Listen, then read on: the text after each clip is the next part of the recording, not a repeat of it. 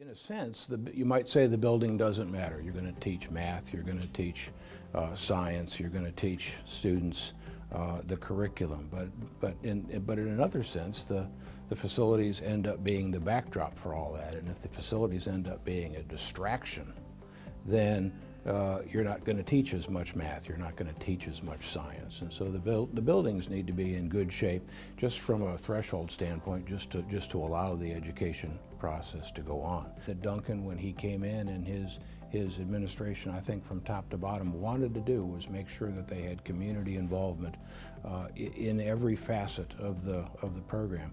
And the sense that I have, I wasn't, as I say, I wasn't involved before 2005, but the sense that I have was that that was new.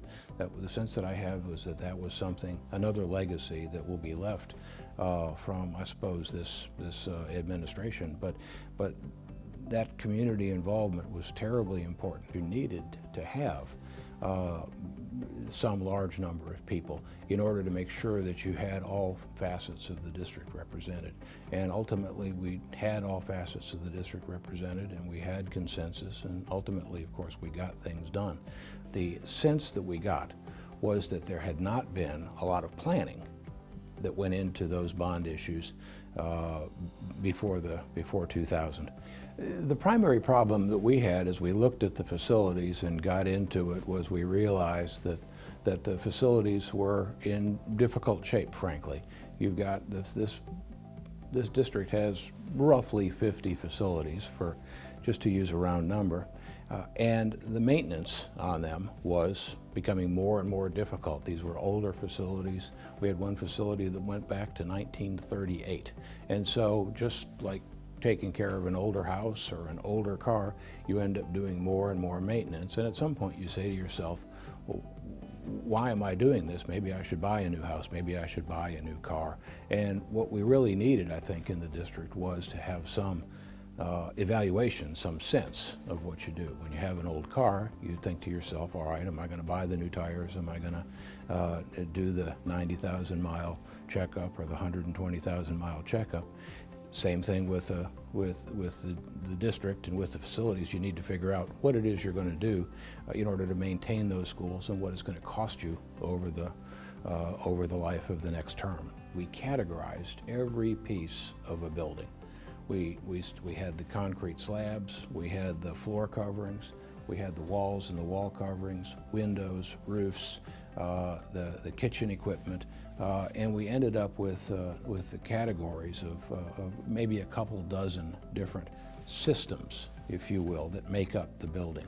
And we prioritize those systems. It's more important to make sure that your roof is working than that you have fresh carpet. It's more important to make sure your air conditioning and your heating systems are working than it is that the paint be newer. And so we prioritized those systems and then went and looked at every building to try to get a feel for what the conditions were at those buildings. It took a tremendous amount of hard work and dedication from the staff, but it also, I think, was the foresight that the district and the administration and the staff had in order to ramp up that work and get it done. And the absolute consensus, it wasn't my school should go before your school. It wasn't in any way a geographic decision or a personal decision. It was an absolute consensus that we do we do the worst buildings first.